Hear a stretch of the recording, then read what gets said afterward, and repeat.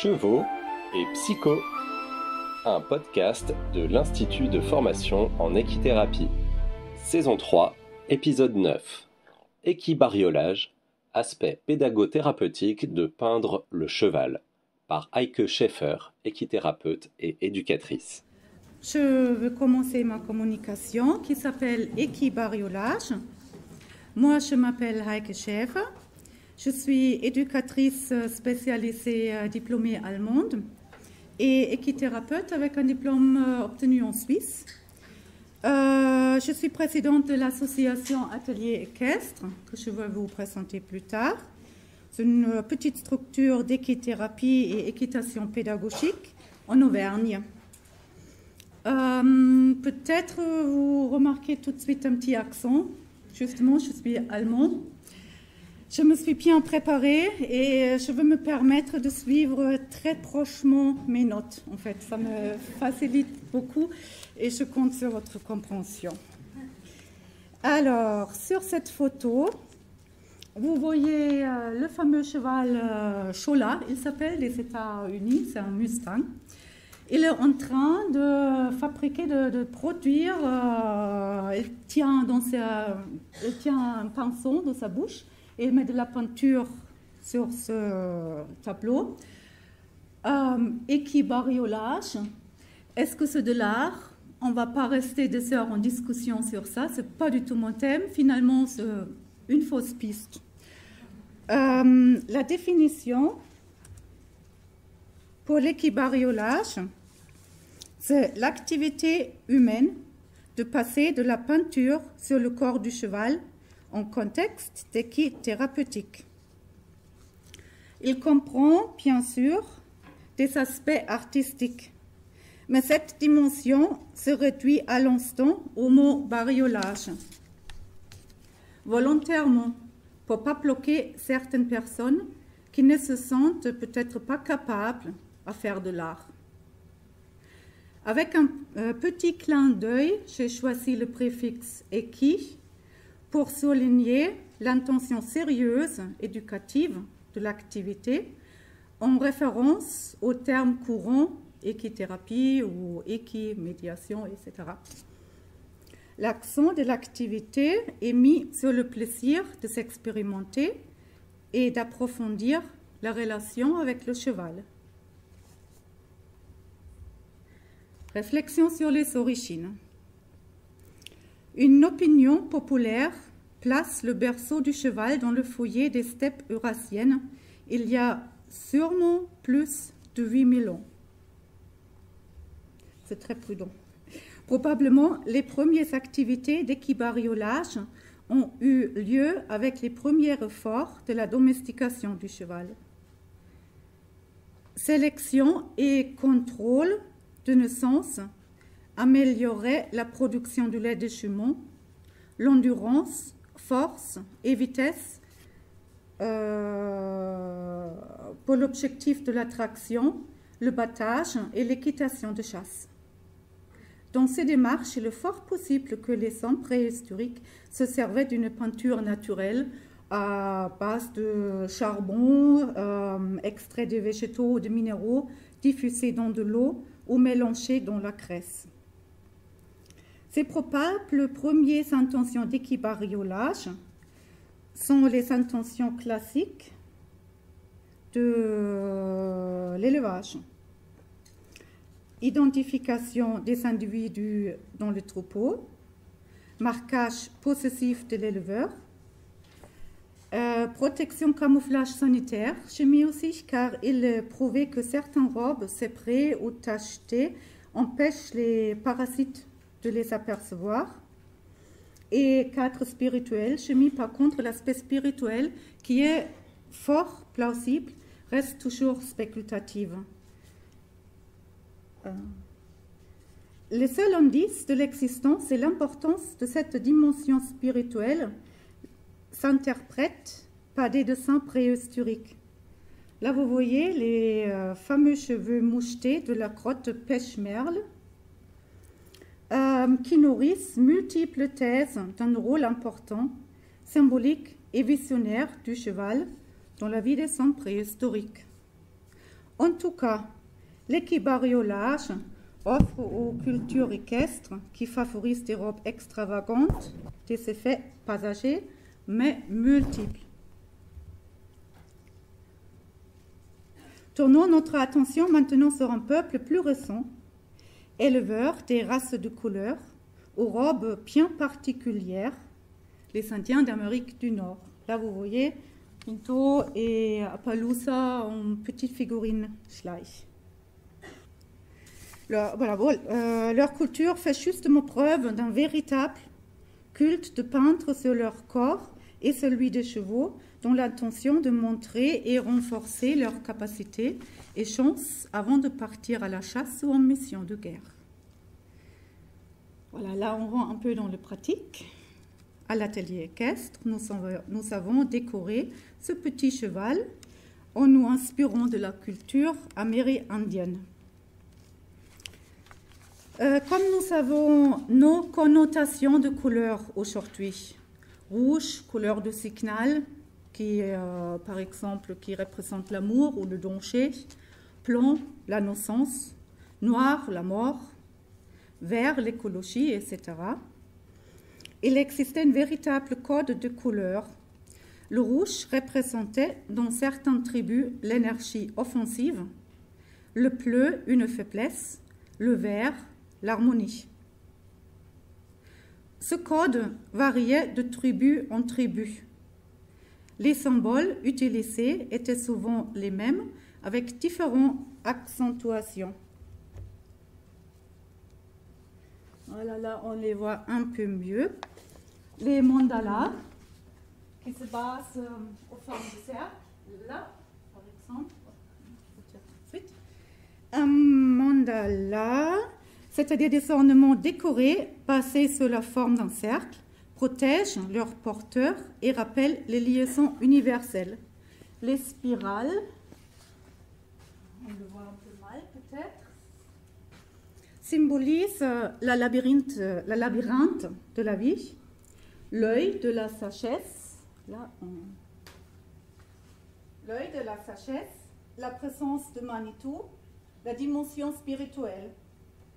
Des lignes parallèles sont un symbole de la paix parce qu'elles ne se croisent jamais. Ou encore l'empreinte de la main. Pour comprendre ce dessin symbolique, il faut savoir que l'empreinte d'une patte désigne un totem, c'est-à-dire le désir de l'accompagnement spirituel. Si le maître d'un cheval souhaite devenir le totem de son cheval, en laissant sa trace sur sa fourrure, il renforce ainsi leur lien mental. Les matériaux. On trouve nombreux produits en commerce. Il reste à veiller à la convenance pour la santé de l'être humain et du cheval et à l'équilibre écologique.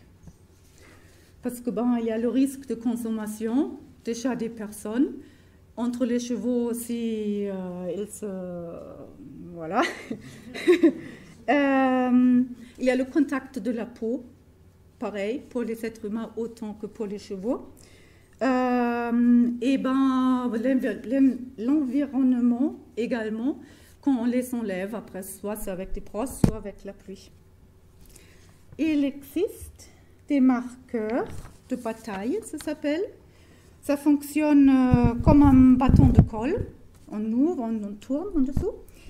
Il y a une très grande gamme de couleurs. L'application est facile, détaillée, propre. Il y a une très très bonne visibilité sur toutes les robes, même foncées. Par contre, ils sont tellement résistants, des fois ils sont impossibles d'enlever. Ils restent des fois 3-4 semaines, même sous la pluie d'Auvergne. Après, on a la peinture au toit, applicable avec un pinceau ou avec les toits, ce qui est un trop grand avantage. On peut les appliquer détaillés ou dispersés. Les couleurs entre eux, ils sont miscibles. L'application est possible même sur les poils mouillés. Il se nettoie facilement en brossant ou en rinçant.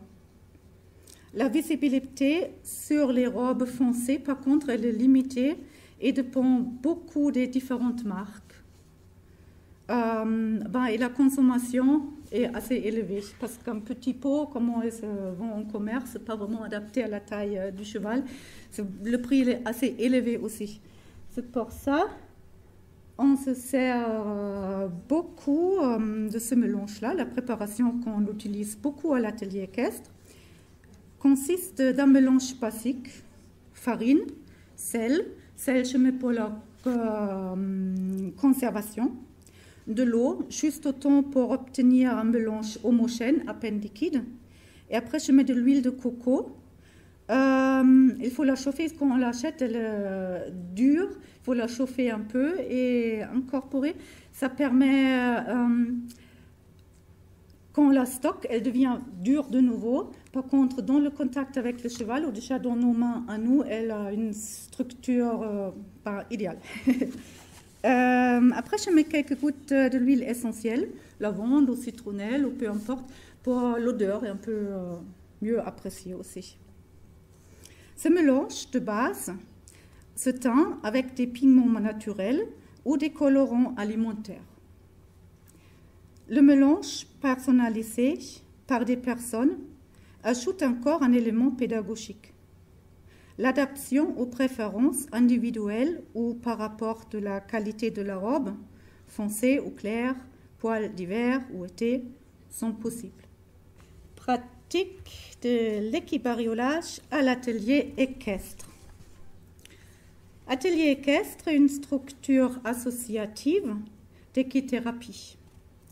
Avec nos 6 équidés de différentes races, tailles, caractères, nous accueillons un public mixte avec et sans handicap mental, troubles de comportement ou autres souffrances, en séance individuelle ou en petite groupe inclusive. Voici les 4 champs de travail comme nous pratiquons l'équibariolage à l'atelier équestre. Il ne s'agit pas d'une liste exhaustive. En réalité, les 4 champs de travail n'apparaissent et ne réagissent pas forcément séparément. Orientation visuelle. Les marquages coloriés peuvent faciliter l'orientation visuelle pendant le travail au corps du cheval par des lignes, des formes, des chiffres. Là, par exemple, vous voyez des endroits à éviter, provoqués par une blessure éventuelle ou une sensibilité passagère, comme ici. Entre les lignes rouges, le cheval est un peu à toucher avec plus d'attention. Voilà. Là, vous voyez l'expansion sur tout le corps. L'ordre des chiffres invite à réaliser un pensage étendu sur le corps en respectant l'endroit initial choisi par la personne, c'est souvent le point neutre de l'épaule, en intégrant petit à petit d'autres endroits. L'ordre des endroits est à personnaliser par rapport aux capacités et préférences de la personne. On propose beaucoup aussi des exercices de massage. Là, par exemple, le massage équin ou plutôt assin. Dans ce cas-là, les lignes donnent un repère visuel. Sur le premier, vous voyez la ligne du vessie, du méridien du vessie, ou sur l'autre, qui aide un peu à se repérer dans des mouvements plus complexes circulaires. Ok, thèmes transférés. Il s'agit des thèmes basiques de l'éducation spécialisée, des lettres, des chiffres, des formes, des symboles, etc. Chez certaines personnes, un de ces thèmes-là peut relever un véritable blocage, malgré son importance supérieure pour la personne. La reprise, le transfert du thème important mais mal aimé peut permettre une nouvelle ouverture grâce au cheval. Là, par exemple, vous voyez Oscar, on a marqué le nom du petit poney sur lui. pour justement s'entraîner avec des lettres qui étaient refusées sur du papier. L'autre, c'est plutôt un exemple de la communication avec des autistes qui osent pas souvent exprimer oui ou non, ce qui est quand même un essentiel pour leur communication avec nous. Et voilà, ça vient d'un travail de la communication. Affirmation, on est oui ou non. Voilà, motricité. La motricité présente un vaste champ de travail pendant l'équibariolage. Il y a des facteurs d'influence concernant la facilité ou le degré de difficulté apporté par le cheval. Type de robe. Une robe claire reflète plus facilement même les traces floues et le chair. Qualité de fourrure. Une fourrure se colorie plus facilement en été qu'en hiver grâce à sa qualité lisse. Son anatomie spécifique avec des parties musclées ou osseuses, bombées ou creuses. Sa taille, adaptée à la taille de la personne ou non. La direction des poils, qui facilite chaque application linéaire dans son sens, mais qui complique toute divergence des formes courbées et rondes. L'application se facilite avec des pochoirs. Démonstration ici pour la création d'un petit lapin. Et voilà. Expression artistique. Dans ce rôle, le cheval nous permet la projection de nos visions, nos désirs et nos rêves. Nous sommes libres dans l'expression des couleurs. Il n'y a pas de vrai ou faux. Simplement, l'anatomie du cheval, ses formes et structures du corps nous guident, nous inspirent, nous incitent à expérimenter. Laisser ainsi ses traces sur le cheval construit une relation intense. Merci.